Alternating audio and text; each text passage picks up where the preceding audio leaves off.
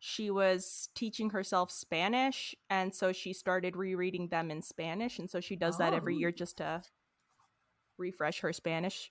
So I just thought That's that so was such a smart. great idea. Yeah. That's really Yeah. cool.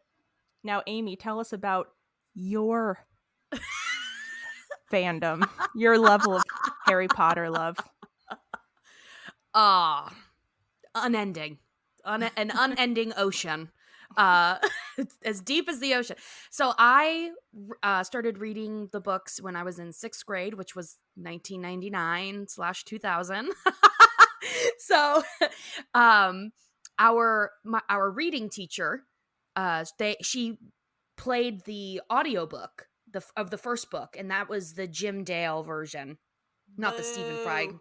I know. I loved it. I still love it. And if I hadn't have ever listened to the Stephen Fry version, I'd be like, oh, he's amazing. Like, it's the best one. But Stephen Fry is like, it's like velvet being rubbed on your eardrums for hours on end. So I immediately became obsessed with it. And I remember just like blasting through the book before the rest, because she would do a chapter a class. So, once or twice a week. But I just read through them super fast. Also, I do think it was only the first 3 books were out. I didn't know anyone. Everybody in my class hated the books, or at least they pretended to hate them. Like, maybe they really liked them, but they just pretended to not like them. But I didn't have anybody else who liked them for pretty much until at least high school, until I met like Jackie and Marina. And then those were like the only ones. Like, all my other friends were like, that's so lame, so stupid, Amy, you're such a nerd. Or not even nerd, but like just not cool. It wasn't cool to like Harry Potter, at least where I was. I feel like it wasn't cool to like anything in 6th grade. No, I know. It was Yeah. never cool. I mean, nothing was ever cool unless it was like that Gap sweater or something. I don't know. I always that sticks in my head because I couldn't afford it. So I was so jealous of everyone who had one. It was like this sweater that just said a Gap. And then Adidas. Everyone had Adidas. And I had neither because we couldn't afford them. And I was so jealous. Anyway. Way off topic. But yes, no, I love Harry Potter. I've loved it for years and years. I mean, I could never count how many times I've reread the series or listened to the audiobooks, because that's my preferred method now, especially just because Stephen Fry is so good. But my first tattoo was the Hogwarts crest, so I have that on my forearm. And yeah, I mean, just love it so much. I still get so excited to talk about it no matter what situation we're in. If I have some friends, so I have a friend, Jesse, he started to read the books for the first time, and I'm just like, tell me everything you're feeling and thinking. Our mutual friend Jesse? Yeah. What? Yes, I know. I'm like, tell me everything. Never would have thought in a million years. I know. And Jackie's partner, Will, recently read the books for the first time, and I get so jealous of anyone who gets to read them and like experience them for the first time. But I was just like, Jackie, tell me everything that he's thinking. I want to know what it's like to read the books for the first time. I think there's a certain it's exciting, but there was a small part of my heart that broke for him, because when you read them as a child, I feel like it's so much more immersive, and of course there's a part of you that's like, but what if, and like, I would love to get a letter, and I just want to be in this world. And then as an adult, you still feel all that, but then there's also that adult part of your brain that sneaks in and is just like, how could Dumbledore expose Harry to so much violence? This is unacceptable. I know. Like, this child is traumatized. Somebody get him some counseling. Yeah. That's funny because my younger sister is also very into Harry Potter, but I feel like I've kind of kept the fantasy a little bit. Like, as an adult, I've been able to like still really enjoy it.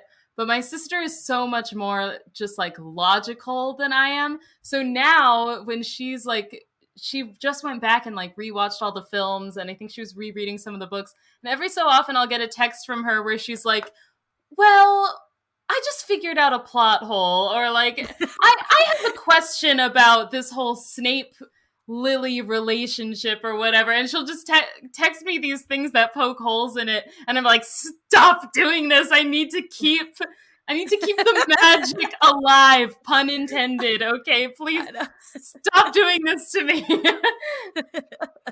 Yeah, that'll pop up too. Why couldn't Harry see Thestrals his whole life? It doesn't make sense. But yes, I know. Jesse asked me that exact question, and I was like, okay, I know, but here's the explanation, and it's not a very good one, but here's what it is. But despite any plot holes or any potential child abuse or gaps in the Hogwarts curriculum, I'm still very much a fan. It's just a testament to the series, because you can identify plot holes and critique it and kind of break it down in these different ways, but I think it still stands up even after you do that. Absolutely. Oh yeah, definitely. One of Jackie and I's, one of our favorite podcasts is called Witch Please, and it's these two people, they kind of go through all of the books, and just like they're like, we're super Harry Potter fans, but we're gonna critique the shit out of this. And they do, and it's, at first you would think that you'd be offended, like, how dare you, like, you know, talk shit about this character, that's my favorite one. But it's actually really interesting, and it's a really great podcast to listen to. Yeah, so if you ever, they're really smart. I think smart. at the time, weren't they like PhD students in like literature or writing or something? So you can kind of trust. They break things down in a really smart way. Yeah, that sounds awesome. It was so good. Yeah, it's a really good podcast, but it was definitely the first time I've ever experienced somebody being like, you can love something but still criticize it and still critique it. Doesn't mean you don't love it anymore. And I was like, damn, I love that mindset. And I think we kind of do that with our podcast, Jackie. Like, we still kind of critique some of the characters even though we love them. Oh yeah. I think that's a great point, Amy. The reason I feel more comfortable maybe talking shit about some of the King of the Hill characters is because of what I learned from that podcast, and just saying, I can still love this, and I could still love Peggy and say what she did was bullshit, and that's okay, you know? Yeah, for sure. Yeah, that's definitely more true to life too. Yeah. Nobody's perfect. Okay, that's true. So we didn't really establish too much to talk about. I just thought we could kind of like shoot the shit. But one of the first things that came to my mind, thinking about the parallels between King of the Hill and Harry Potter, I know we mentioned it on Chloe's podcast, you know, what house would each character on King of the Hill be sorted into? And then I was also thinking, if I had to compare characters, you know, who's the Harry Potter of King of the Hill? Who's the Hank Hill of Hogwarts? And those were just kind of some of the ideas I put out there. So yeah, I kind of have similar things like that too, and I have two questions that I wanna ask. But how about you, Chloe? Do you have anything specific you want to talk about?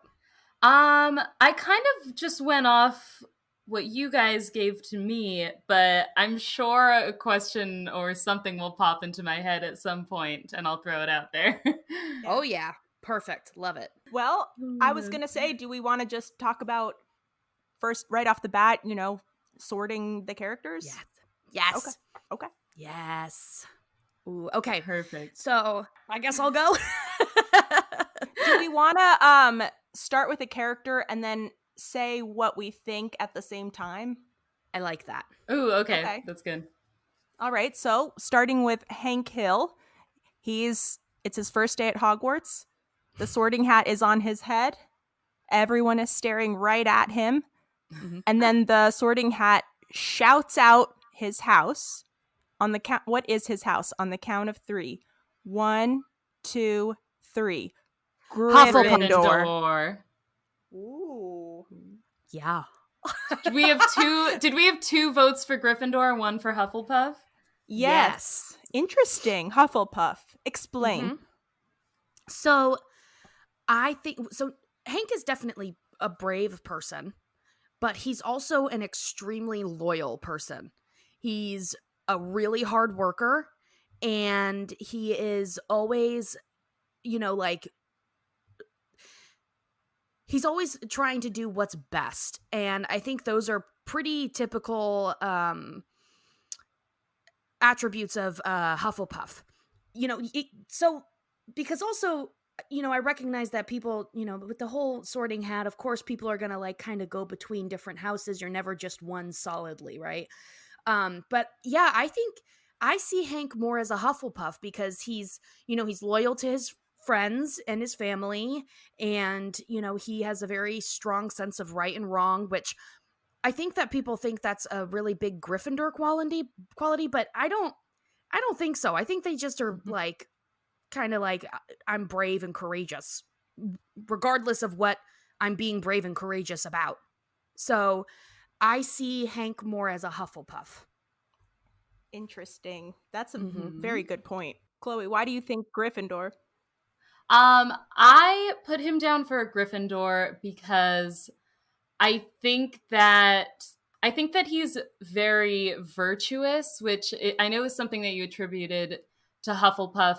But I think along with being virtuous, he's also someone that people look to as kind of a leader. And I feel like Gryffindors tend to have more of that like natural leadership quality to them. I think people, I don't know, just like if I'm looking at him with like Dale and Bill and Boomhauer, he's like always the one who's calling the shots, almost to the point where he kind of like can't stand to not be getting his way. And I think that's also kind of like a little bit of the arrogance that you see in Gryffindors. Yeah, good point. So that's why I put him down as Gryffindor. Yeah, very good point. And it's funny you mentioned how all the guys kind of look to him for advice. There's even the part where there's an episode, I can't remember which one it is or where Hank is, but he's not around, and so they just defer to Bobby to like tell them what to do because they're so used to Hank, they don't know. So they're like, all right, well, I guess we'll have Bobby tell us what to do. I think my thinking was along the same lines as your thinking, Chloe. But Amy, you made some really good points about the Hufflepuff. I could see during the sorting, I could see the whole conversation in his head where the Sorting Hat is like, you would do really well in Hufflepuff, and then Hank just being like, no, I have to be Gryffindor. Yeah. Because that's, maybe manly, or they're the jocks, or they do sports. And then the Sorting Hat being like, all right, I still think Hufflepuff would be great, but Gryffindor, fine, Gryffindor. Yeah, I can't see Hank being really happy about having like a badger on all of his clothes. It's just not as powerful. Yeah, or being the a name lion. Hufflepuff. Puff. Yeah, Right. Hufflepuff is like, okay. He'd be like, Puff. He would do that. It would call out Hufflepuff, and then his cheeks would turn a little pink, like in the first season. Yeah. Who's All next? right, well, who's another next? one. Do we want to do Peggy next? I mean, we all pretty much agree on that, right? Do we? Yeah. Oh, Whoa. do we? Oh, a curveball has been thrown. Well, I'm actually not sure what I think. Okay. Peggy, I'm on the also a count of little 3. torn. Okay. 1, 2, 3. Slytherin Slytherin. /Ravenclaw / a little bit Hufflepuff. Whoa. Sounds like we're all a little bit unsure. We're all a little... I am not. I'm sticking with my guns. I know she's a Slytherin. My first thought would have been Ravenclaw, but I can't deny that Slytherin seems very appropriate for her, and I could also see her never being able to get into the Ravenclaw common room because she just can't solve any of those riddles. Oh my god. I would never have been able to solve them. I would have been like, fuck, we have to do what? Yes. I would always like go back with a buddy. I would never be able to get in by myself. Never. I just like look to the person next to me. What do you think? Yeah. I couldn't even solve like the one example they gave in the book. I was like, I guess I'll never find that diadem now. I know. I mean, they have 11-year-olds in their house that have to figure out these riddles. I wonder if like what is it? Like it's not a portrait or something. I can't remember what it is, but I wonder if it like dials it down for like the first year or if it's just like at like 7-year level. Yeah, I maybe it know. gives you the riddle based on it can like sense your intellect level and bases the difficulty level on that. Ooh. That's That would be something for Miss Rowling to answer. Oh yeah. Mm. We got to get her on. She'll say something that upsets everyone though. I know. We Out of nowhere. can't trust her anymore. Yeah. We can't trust her. She needs somebody to take her Twitter away. She's Yeah. ruining it. She's a loose cannon. Yep. She is. So I'm interested. I could see why Slytherin for Peggy, but is there anything specific to either of you that makes her a Slytherin over any other house? Well, I mean, just her level of ambition and her willingness to do whatever to win and to like have, you know, to be top at it. So, for example, when she was when she was in that pyramid scheme, MLM, you know, willing to use Bill as her puppet, as her pawn, you know, to get to the top. I hate to say that's a totally Slytherin quality, but I mean, ambition and willing to do whatever it takes is definitely part of it.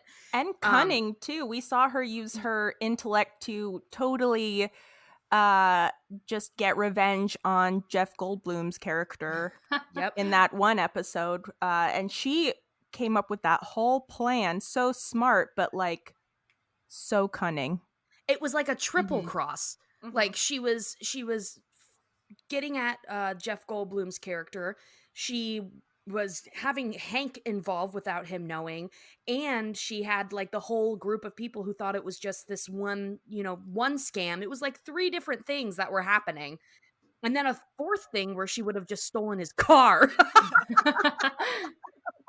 So yeah, she's super ambitious, but I do also see, I totally see the Ravenclaw because she's like so obsessed with knowledge and learning, but I don't see it as a true pursuit of knowledge in the sense of like, I'm an intellectual, I really want to learn these things. It's more like I want to present as an intellectual. I want people to think I'm smart. And intellect is power. Right. And people will respect me more if I'm smarter than them. Which is a very Slytherin thing, I think. Yeah, absolutely. I can definitely see the argument for Ravenclaw because she's a teacher and because, I mean, she is very quick to see herself as an intellectual. But I think you have to look at what is most important to the drive of the character. And I think to her, like, she is very much driven by accolades and wanting to be like perceived as high up as she views herself.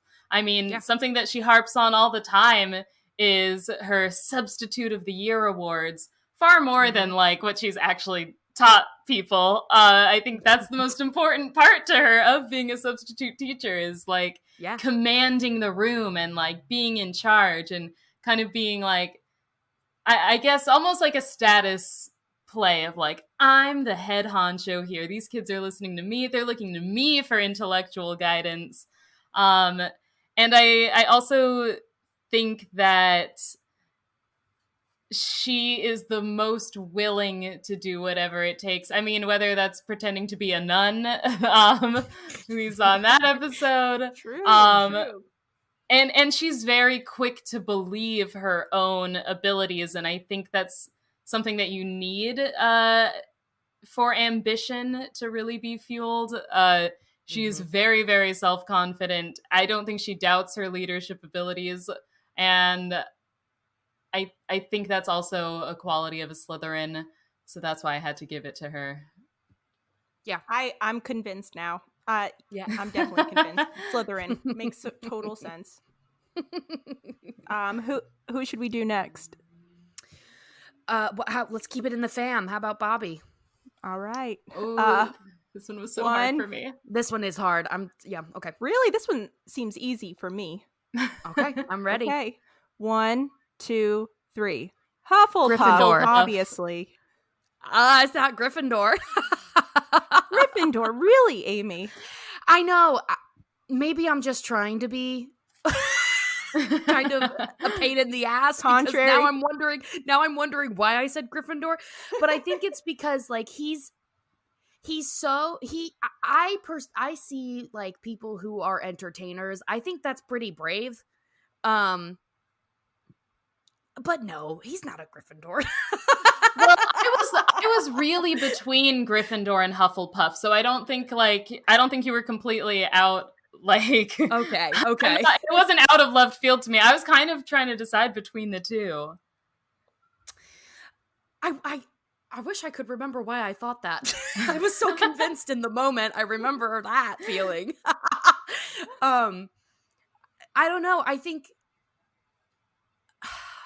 I don't know. I think I also put Ravenclaw, but it's not because he's like really interested in learning, but I don't know. Maybe I get no. It's Hufflepuff makes way more sense because he is willing to like work hard for what he wants, not unceasingly over for no reason. Like Hank will just do it because he doesn't want to seem like he's lazy.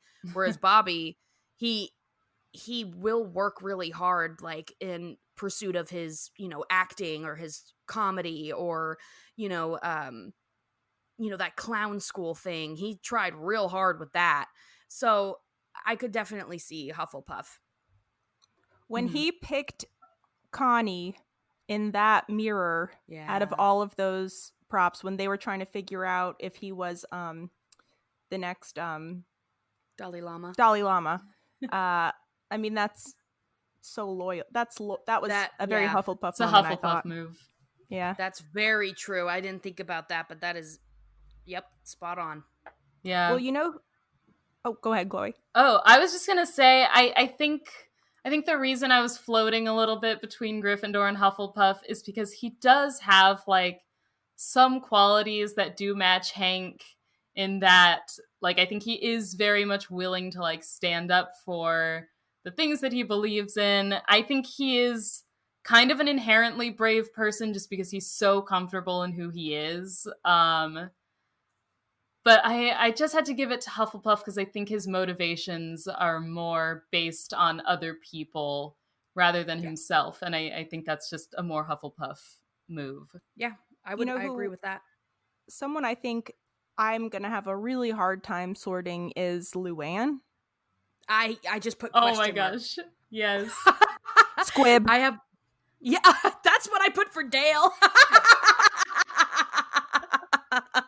Sorry, Dale, but you are not at Hogwarts at all.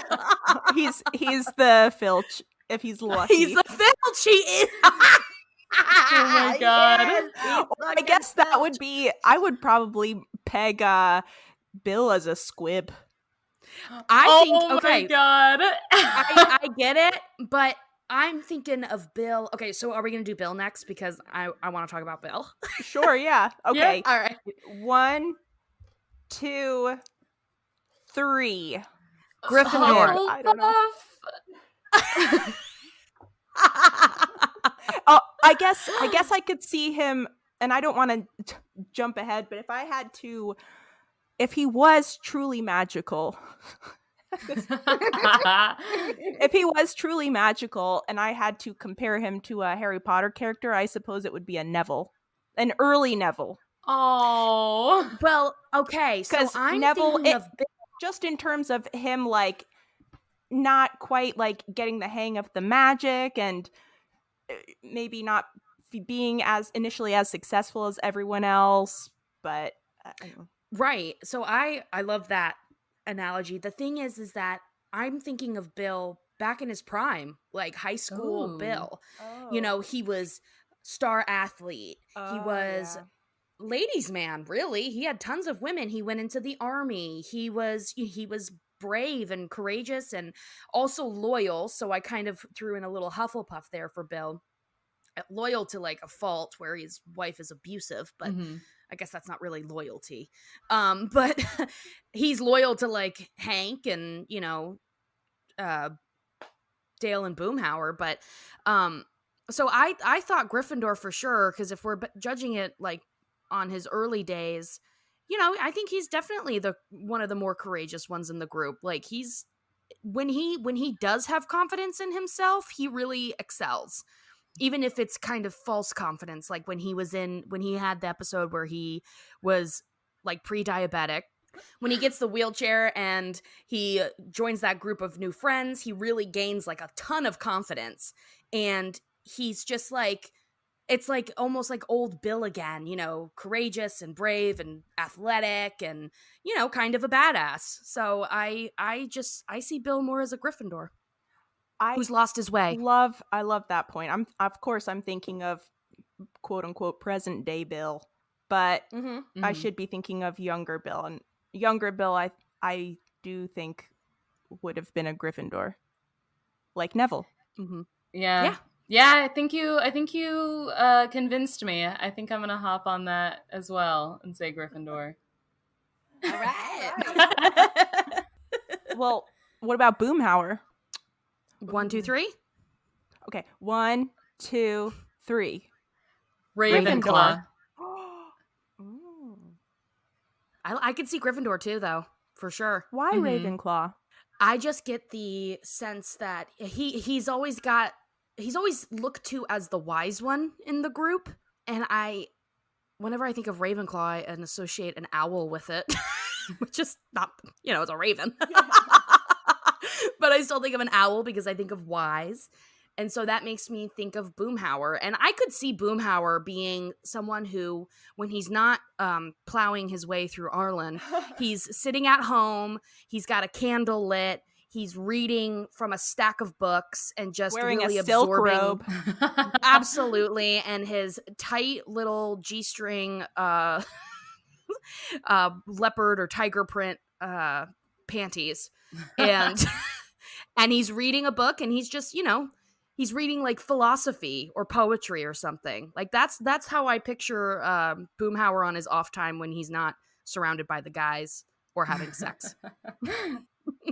Damn, that's compelling. Yeah, I was kind of seeing it the same way. I mean, I really just didn't see him matching any of the other houses as much. He's not particularly ambitious. He's not particularly like loyal and kind or courageous.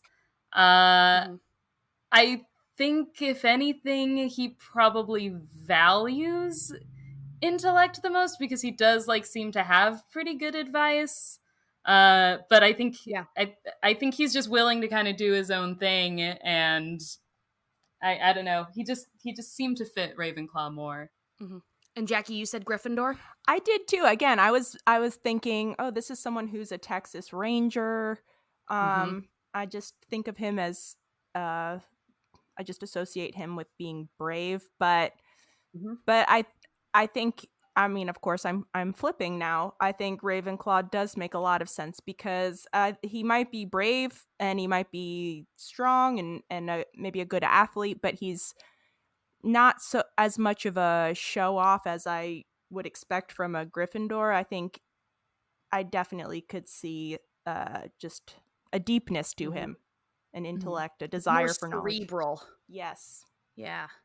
But I also see Gryffindor because that was the first one that I went with too. And then I thought a little bit more about it. I thought, oh, I could really see Boomhauer just being like this surprise intellectual, you know, like this, definitely probably the smartest one of them. I just had that feeling. I mean, Hank is for sure the smartest one of all of them, which doesn't say much, but I could see Boomhauer surprising everyone and actually being the smartest one. Yeah. I think he's more perceptive than Hank, so Yeah. I think that's what gives him an edge to Ravenclaw. Connie? 1, 2, 3. Ravenclaw. For sure. Through and through. Yeah. Through and through. She's the smartest one on that entire block. Yeah. For sure. Absolutely. What about her parents? I feel like they're both a mix between Slytherin and Ravenclaw because they're both really smart and ambitious. Mm-hmm. I feel like Khan is Slytherin. And probably Min. I think they're both, I think they're both Slytherin, because I do think they value intellect, but I think they value intellect because it makes them seem like Right. like they should be in charge of everything. And I think, do you think that if this was the Harry Potter universe, they would be like the, maybe not Death Eaters, but do you think they would be into the whole pure blood status type of thing? I think, well, that's a very interesting point, because I think they value status. And if there's a group saying, if they are full pure blood, and there's a group saying if you're pure blood you're superior, I could see them being drawn into that. For sure. Mm-hmm. I don't think they're evil, but I No. do think they value status. I think they push Connie so much, not necessarily because they want her to be smart, but because they want her to be powerful and successful. And they want her success to reflect on them. True. Yeah. Oh my gosh. And oh, sorry. I was gonna say, now I want to write like a whole Harry Potter King of the Hill crossover where Min and Khan are so upset that their daughter has been sorted into Ravenclaw, and to see Connie have or to Hufflepuff. Oh, God forbid. They would be so hurt if she was in Hufflepuff. Oh no. Sorry to interrupt, Amy, but there is, like, I did stumble across a King of the Hill Harry Potter fan fiction, and I only read part of the first chapter, but it just starts out with the guys standing out in the alley drinking beer, and then an owl comes and delivers an acceptance letter to Hank. Oh my God, I love that. And he's just like, what in the hell is this? Oh no, is Hank I didn't read past that, but... Is Hank a Dursley, non-abusive Dursley, where you think he would maybe dislike magic? Yeah. Well, oh yeah. Non-abusive for sure. Yes. I could definitely see him being like, I want to be just normal, like Darren on Bewitched, where you married a woman that has supernatural powers, and you're just like, don't use your powers, I just want to be normal. It's like, you're insane. Life could be so much better. So much better. God, imagine not having to do the dishes all the time. You just wave a wand. Awesome. God. I know, just teleport anywhere. I know. Honestly, I know that this is skipping a little bit over our sorting discussion, but that's interesting because when you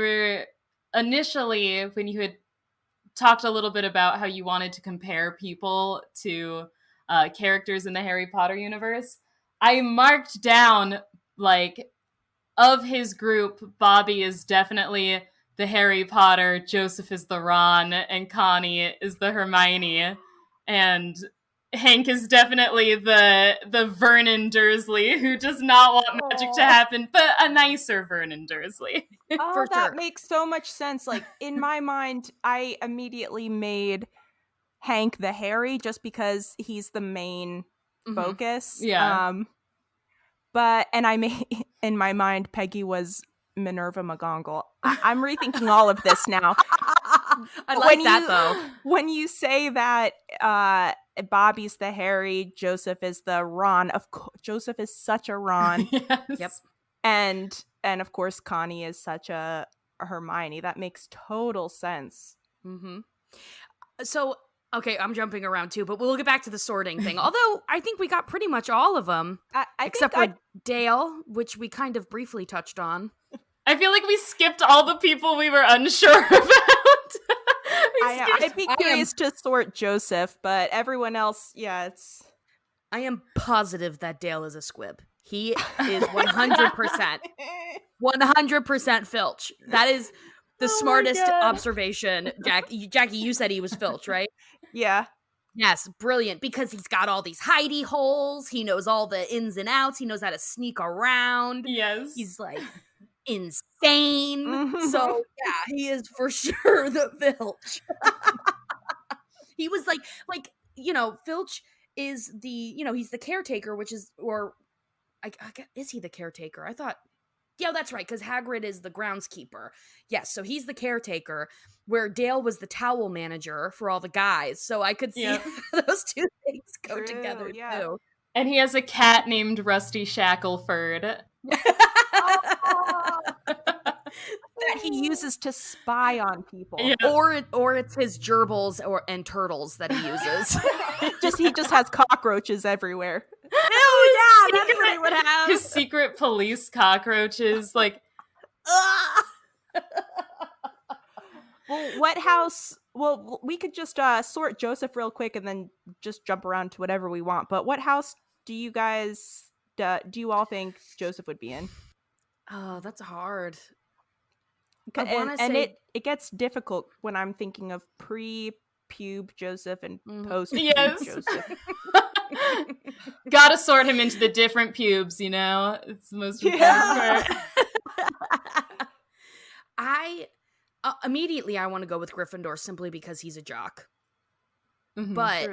But I don't know. I mean, I don't know. I would say maybe. That's the only one that I can really think of because you don't see him be particularly loyal. He's definitely not very smart. And I've never really seen any kind of ambition out of him, Yeah. So that's the only one I can go with. Jock House, Gryffindor. I think that's a really good point, actually. I probably would say Gryffindor for pre-pube Joseph, just because he seems really athletic and kind of, I don't know, I guess brave for a small kid, and then post-pube because he seems just kind of dumb. Oh my god! Maybe for that reason. I just thought of a crazy family tree style thing for this. So my theory, if we're going along the lines that Dale is a squib, I'm going to say that Nancy is a Muggle, but John Redcorn is a Gryffindor to me. So I think Joseph is really a half-blood and he is a Gryffindor, but he's being raised by a Muggle and a squib, and John Redcorn is watching from afar as his son is not being raised as a proper Gryffindor wizard, and that's killing him inside a bit. Yes, for sure. Absolutely, John Redcorn's a Gryffindor, and oh my god, this whole scenario, and everyone's talking about it behind sales. Yep. And so I did write that I think Nancy would be a Slytherin. Because there's that episode where Nancy does Dallas. Nancy, she goes to Dallas and she just eviscerates everyone to get to the top. So I was just that makes sense. Yeah. Yeah, I think because she's definitely not brave. She is not brave at all. She's sure as shit isn't loyal. Not loyal. No. Oh yeah. No. And then Slytherin. And then that adds an extra layer because not only is she having an affair with someone who is not her husband, but it's also a Slytherin and a Gryffindor together, and it's a little bit taboo because they usually don't like each other. It's forbidden love. Sexy makes it sexier. Yes, it's very the cursed child. Oh, ugh, that book was terrible. Yeah, terrible. Not a fan. Awful. I finished it and I was like, that was fucking terrible. I know. Just immediately threw it. I was like, well, that one sucked. So I think we're done with sorting, right? Yeah. All right. Okay, so you guys, we touched on Death Eaters and stuff, and I have a theory of who I think would be most likely to become a Death Eater, and I was wondering if you guys had that thought too. Ooh.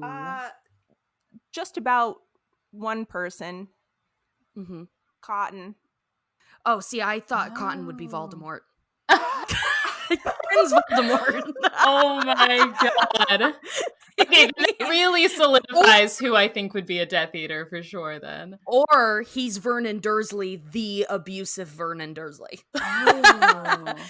But definitely, I thought, okay, Voldemort is definitely Cotton. But I thought that Dale would be the most likely one to Yep. become a Death Eater, not because he gives a shit about pureblood stuff, but in the same way that Peter Pettigrew became a Death Eater because he's a big fucking wimp and he wants the Absolutely. biggest, baddest person with like the most power to protect him. True. Yeah, he was definitely the first person who came to mind, especially if we're saying Cotton is Voldemort because he loves Cotton. Oh, yeah. So, And he wants to impress him so badly. yeah. True. Who is Dumbledore? Oh my god. Principal Moss. No. The funny thing is, I was going to say that I think Buck. I think Hank looks at Buck Strickland like his Dumbledore. I'm just imagining the scenario where he's seeing him as Dumbledore, my but God. Dumbledore's just like a drunken, like misogynistic asshole. But he's dressed in like the Dumbledore wizarding robes. The best thing though is if we're thinking of And Hank he's as just I Harry. just picture Dumbledore in the bathroom just like giving like company speeches. Snape, McGonagall, get in here. Yeah.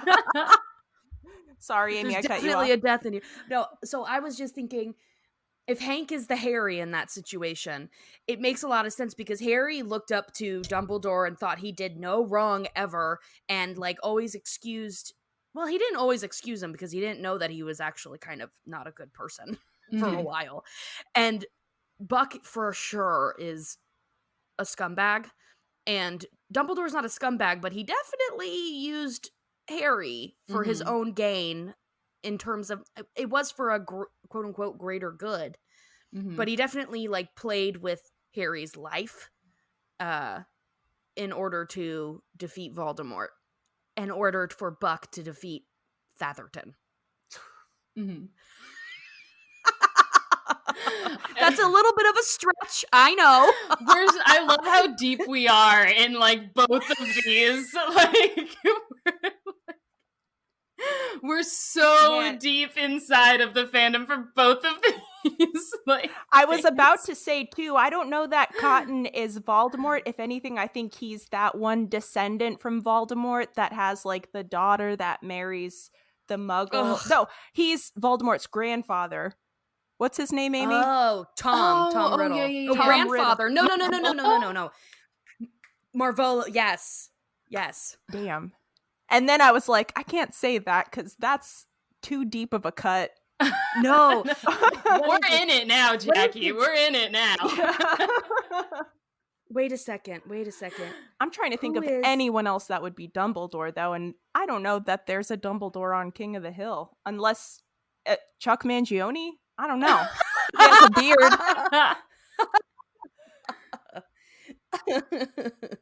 Oh, man. Yeah, God, it was Marvolo. Gaunt. Marvolo Gaunt. Yes. Nope. Right? No, you're it right. wasn't Marvolo. Was it? Tom Marvolo? Riddle. Okay, yes, because Tom Riddle is Voldemort's father. Tom Marvolo Riddle. Marvolo, he was named after the grandfather. Got it. Now I remember. All right. Last name is Gaunt. First I'm name so was impressed Marvolo. with both of you. Incredible memories. That guy just seemed like really, really angry, but also disgusting. But I think Voldemort probably is more accurate because he's killed so many people. Yes, definitely killed so many people. Killed Fitty Muggles. Marvolo one. Fitty Muggles. Fitty Muggles. Fitty Mudbloods. Yes, I killed Fitty Mudbloods. This might not have an answer either, but who's Fudge? Is that Principal Moss? That might be Principal Moss. I think so. Big bumbling idiot. Yeah. With power that they should not have. Yeah. I was trying to think of who Umbridge was earlier, but I don't know if she has a match. That's like really hard. Oh, maybe Sally Field's character in the Halloween episode of Hell House. That's a good one. Oh, yeah, that's maybe.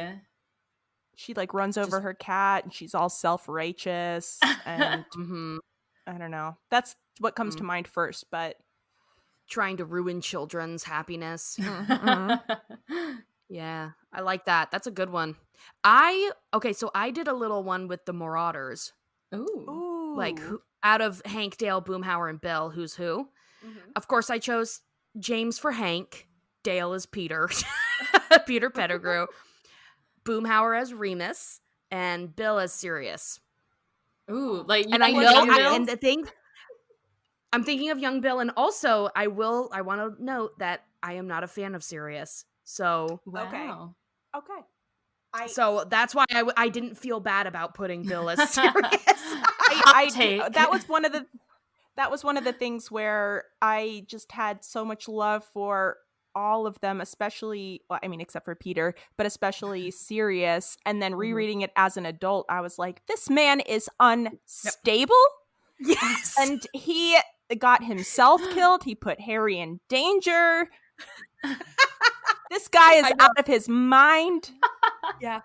I was never a fan of Sirius. Even Oh, when I was a kid, wow. I was like, this guy kind of sucks. And he's not around that often. Like, I felt like I didn't get to like enjoy his character so much. So I was just like, oh, okay, he's dead. Well, I guess that sucks. But it wasn't like when Dumbledore died, and I was like, Crushed forever. Yeah. crying. It's like when Moody dies, and it's just like, well, we didn't really Oh. get to know him. I know, and everyone's like At so all. sad. I'm like, why are y'all so sad? Yeah, you fell in love with The Artemis Bartemius Crouch's Crouch. son. Barty Junior. Crouch. Yeah. Oh, that part in the movie That where was they're like, great. Barty Crouch Junior. Junior. You can only hear it that way now. Junior. Stupid. The movies. Fucking awful. Awful. Just awful. Ugh. But yeah, so do you guys agree with those Marauders? Or no? Yeah, I think I do. Yeah. Yeah, if we're looking at young Bill, I'll agree. I'll say yes. I think it makes sense to me that Hank is James. It makes sense that Boomhauer is Sirius.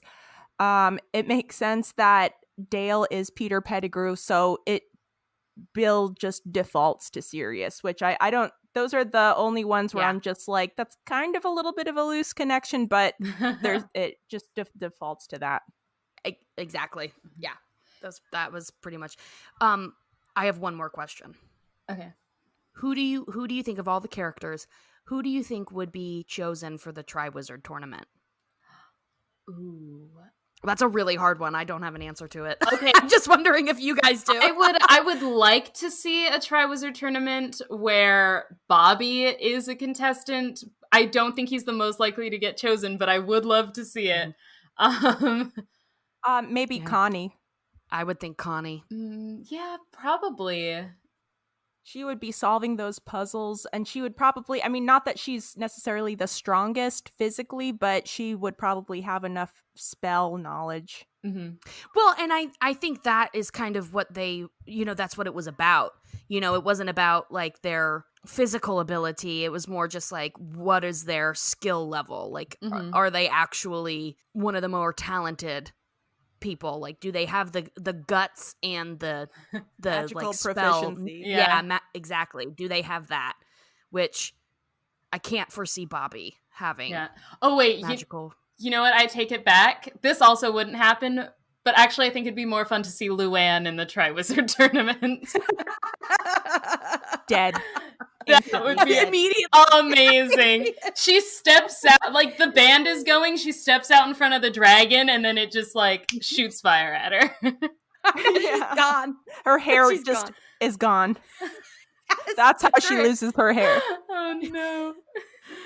I have another tricky question, and it might be too much to answer, but I had a thought. If each of the characters of King of the Hill looked into the mirror of Erised, what would they see? Wow. Okay. Oh, I know Hank's. He would see a propane tank that never empties. It never needs to be refilled. So beautiful. I think he would also see his father just standing next to it saying, I'm proud of you. Oh, that one's sweet. It would be. I would see him. I could see Hank standing in front of Strickland Propane. He's now the manager, not even the owner, but he's the manager, and he just got the position, and he's shaking hands with his father, and his father is saying, "I love you." Yes. Wow. Yours are so sweet. Mine was just I like, just he think of likes what does he crave? propane. I think it would be all of those things, just like standing all next to each other, just like Yes. shaking Yeah. hands with Buck while his dad puts his hand on his shoulder and says, I've Oh. always loved you and I've never been more proud of you.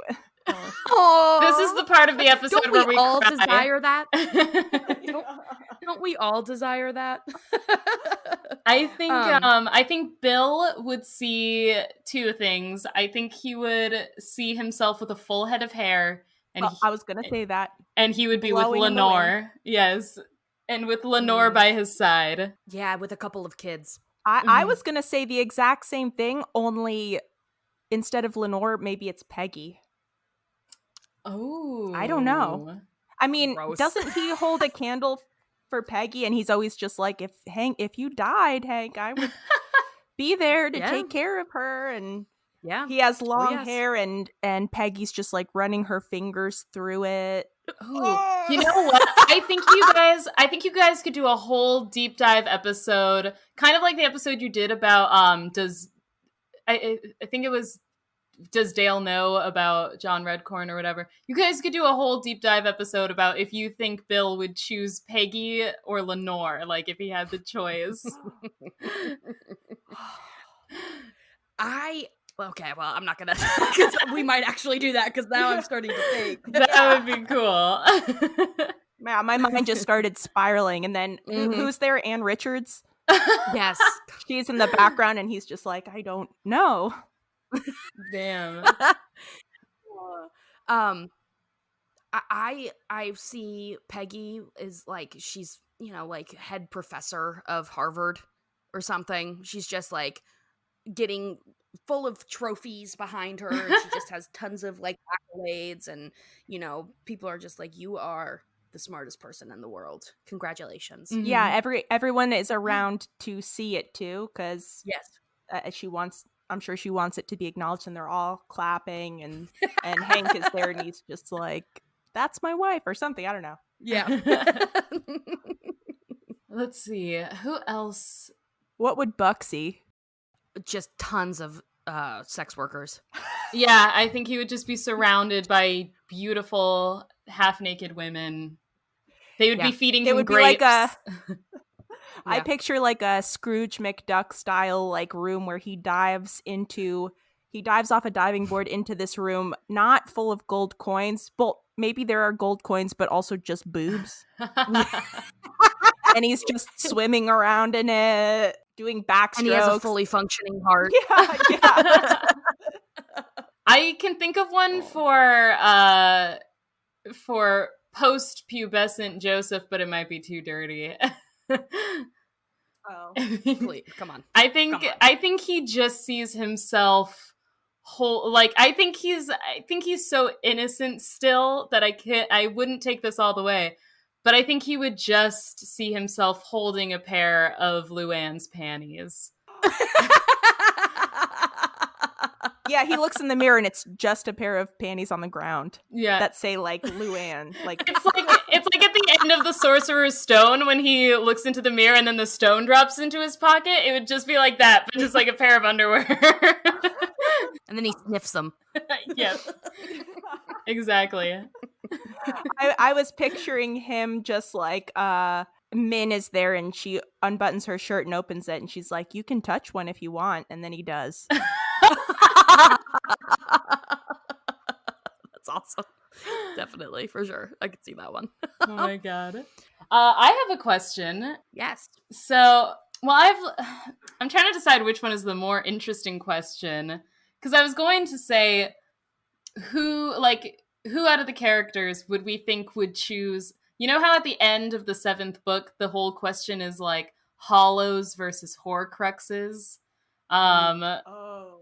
I think it would be interesting to see which character would choose Hollows versus Horcruxes, and if they choose Horcruxes, what their Horcrux would be.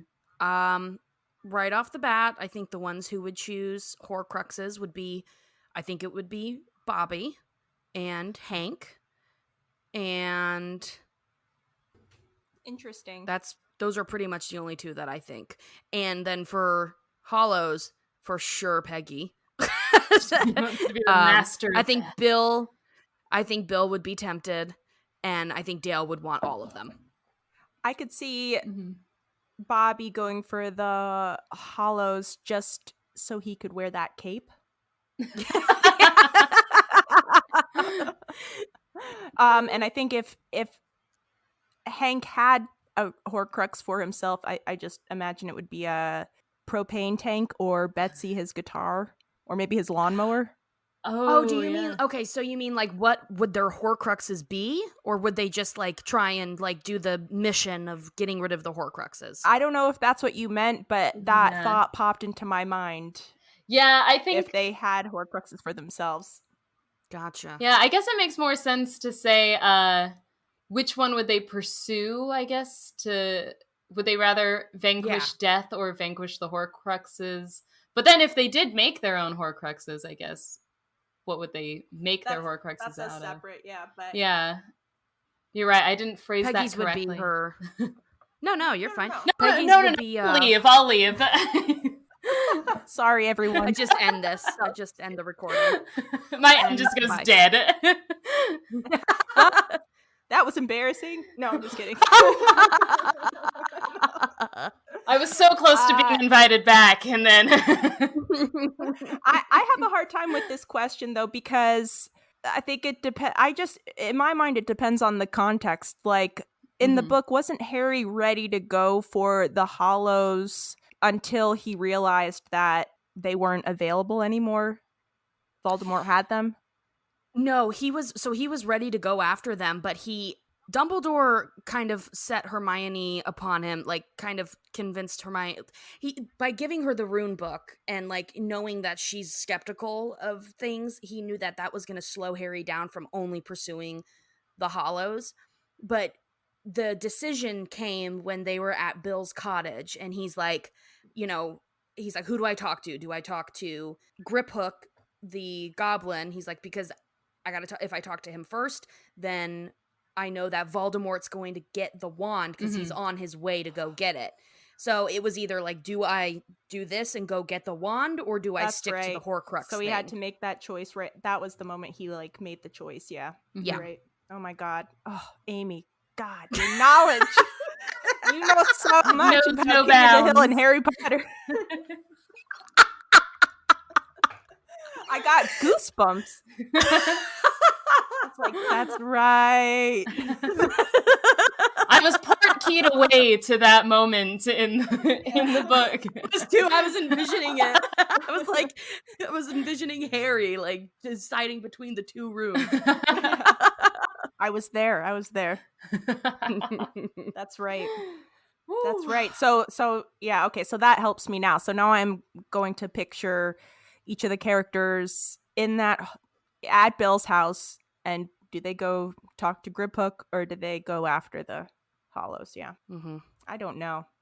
I mean, I guess I think probably Peggy, being a Slytherin, would maybe go for the Hollows. Yeah, I agree. Yep, me too.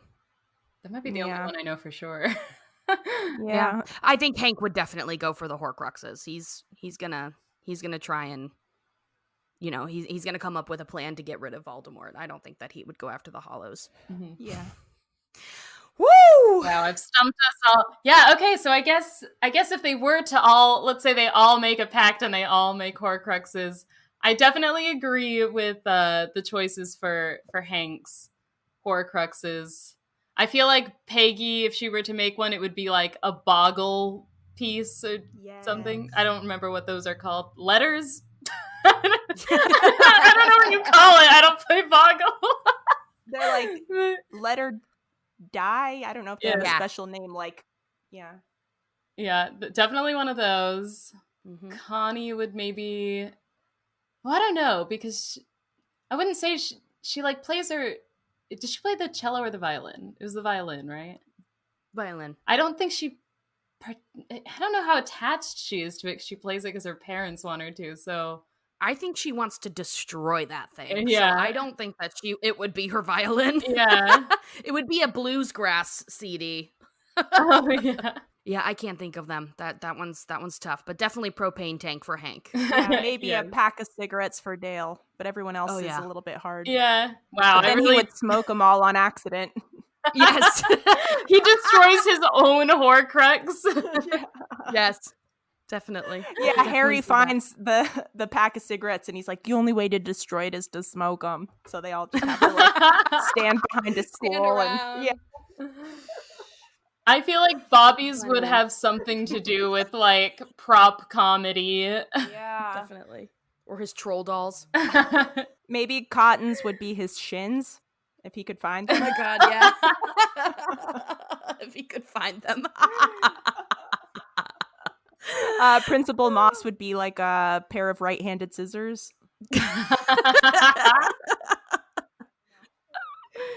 I think God. Buck Strickland's would be like a dirty calendar, maybe. Yeah. Like a Playboy calendar. What was that restaurant that he temporarily put in Peggy and Hank's name? Sugarfoots. Maybe Sugarfoots. The whole building is Yeah. Horcrux. Oh my god, that would be like a Monster House type situation. Because like Yeah. Horcruxes kind of have their own like weird, dark like personality going on. The whole Sugarfoots building would just turn into Monster House. Or maybe just the dumpster behind it. Yeah. Oh man. Yeah, that's a good one. That's a good question. I've been working on these Harry Potter every flavor jelly beans. Mhm. Ooh. I thought you would be more excited. I got them. I got them for Will's birthday, only to realize that he has celiac disease, and I guess they're packaged in a facility that processes wheat, so there's cross contamination, so he can't eat them. So I've been eating them, and I picked out all the red ones and all the normal flavored ones, and now I just have like booger and vomit flavors. Oh, God. But I've been using it as an incentive tool for therapy, where I'm just like, if you do everything I ask in this therapy session, I'll eat this booger flavored jelly bean. And nothing motivates a 5-year-old more than them watching me eat a booger flavored jelly bean. Will you eat one now for me? No. Come on! I want to watch you eat one. All right, let me see. Do you have No, you any can't. preference? Just pick. Which one do you Do Which the one do you want? stomach bile one. What? There's stomach bile? Oh, I don't know. Vomit. There is vomit. Let's Do see, vomit. Of the gross ones, there's soap, sausage, rotten egg, earwax, earthworm, dirt, booger, and banana. Don't try and throw banana in there like you don't like it. Which one will we choose? Oh, I know you said sausage too. I was like, whatever. No, you're doing vom. Okay. All right, let me see what a vomit one. Oh, it looks like vomit. Ew. Ew, those all sounded so gross. Oh my god. Alas. Ooh, that was some Alas. ASMR right there of the beans being poured out. I feel like there's only one. Oh, I think I found one. All right. Here we go. Let's see. Here's vomit, and here's what I've pulled up. Ew, that is Does it look disgusting. like it? Just to Yeah. verify. Yep. All right, I've never actually eaten one of the vomit ones before. Ooh. Have you? Oh my god. No. I have, and I'll never forget it. Oh, all right, here we go. Ew! It tastes like stomach acid. I'm telling you, like 3 years from now, you will still remember that flavor because I did this like a few years ago, and it has never left. Like, Oh, it does You're still taste like eating vomit. it. Yeah. Ew. oh my god. Ew, that's so gross. Ew. It is not leaving my mouth, the taste. That was a very Gryffindor move of you. Thanks. Very brave. I would not have done it. She did it for the pod. Yeah. For no one to be able to see. Yep. But they could hear you going into it with so much optimism. You're like, and then quickly I know that you can't see me eating it, so I wanted to make the sound so people knew it was going in my mouth. Ooh, all right, y'all. That was, does anybody have any more HP, KotH crossover stuff? I would be... I've exhausted all of mine. I would be interested in at least hearing the synopsis of this fanfic if you have it available. Let me see if I can pull it up. It's not well written, but that being said, I could never write anything, so it's certainly better than anything I could write. Where is it? Here we go. Okay. It's Hank Hill and the Sorcerer's Stone by DKSPA. Dixpa. It's rated K, whatever that means. And it's chapter 1, the beginning. And let's see. I'm trying to scroll through to the part where they're standing in the alley. They treated this day like any other day, but little did Hank know his life was about to change forever. As they were talking about the recent Cowboys game, a strange white owl flew by carrying a letter in its beak. This owl wasn't a normal owl. It was magical. In its beak was a letter from a school of magic, and someone was finally getting their letter. Aww. Beautiful. I want to see that episode play out.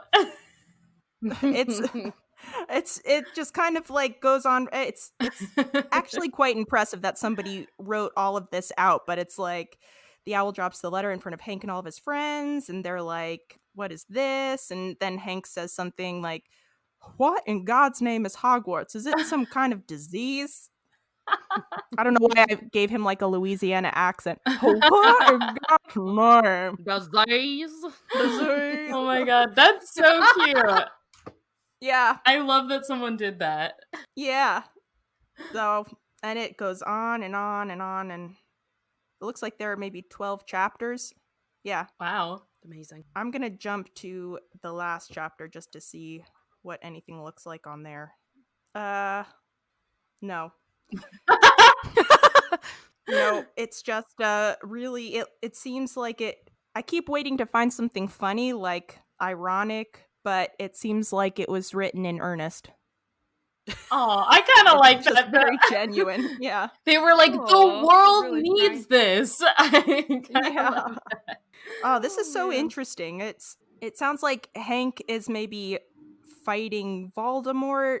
I don't know exactly what's happening, but it ends with Voldemort being really, really angry, and the last line just says, the boiling anger felt by the Dark Lord was immense, so immense that across the country an 11-year-old boy clutched his searing forehead. I wonder if this is a prequel. Oh. Whoa. Interesting. If it weren't for Hank Hill, the Wizarding World may not have been saved. Well, maybe now I have to actually read this. Aw, but the person who wrote it, at the after the last line, it just says, I know it's not much, but it's something. I'm a little rusty, but I'll get the hang of it again. More coming soon. Aw. I feel bad saying anything negative now. I take it all back, Dixpa. I don't really think we said anything negative. I think this is like a cute idea. Yeah, I'm into it now. There needs to be more crossovers of the natural pairing of King of the Hill and Harry Potter. When you think of one, you think of the other. Oh boy. Well, this was a lot of fun. Yeah. Oh yeah. Thank you so much for joining us, Chloe. Oh, no problem. Anytime, especially talking about Harry Potter and King of the Hill. Couldn't have asked for a better topic. Loved it. Awesome. Wonderful. Wonderful having you, and this really brightened my mood today. So thank you both. Yeah. And this was wonderful. Loved it. Except for eating that vomit jelly bean. I loved that though. Yep. If I'm recalling correctly, the booger one was actually worse than the vomit flavored one, so be warned. Ew. Oh my god. God. It's disgusting. Yeah. Ugh. Well, on that note. That classy note. Thank you, everyone, for joining us. Follow Chloe. Listen to her podcast, Unwatchable. Follow her on Instagram. Chloe, do you want to plug anything coming out? Yeah. So Unwatchable is a TV and film podcast. You can follow it on Instagram at Unwatchable with Chloe Rodriguez if you're interested. And I put out new videos. Wow. Put out new podcast episodes every Thursday on Apple, Spotify, and Buzzsprout. And my next episode is a continuation of a special series I do on that podcast called When It Became Unwatchable, where I go through a whole series of a show and I pinpoint the moment that it started going downhill and what ultimately led to it becoming unwatchable. And those are really fun episodes to do. So if that sounds interesting to you, go ahead and check it out. Oh, Great. That sounds awesome. Everyone check it out. For sure. All right. Thank you, everyone, for joining. Thank you, Chloe. Thank you, Jackie. Thank you, Amy. And thank you, Chloe. Thank you, Amy. Thank you, Jackie. Thank you. All right. All right, everybody. Until next time. Chloe, you going to join us? And 1, 2, 3. Vaya con Dios. Yay! Woo.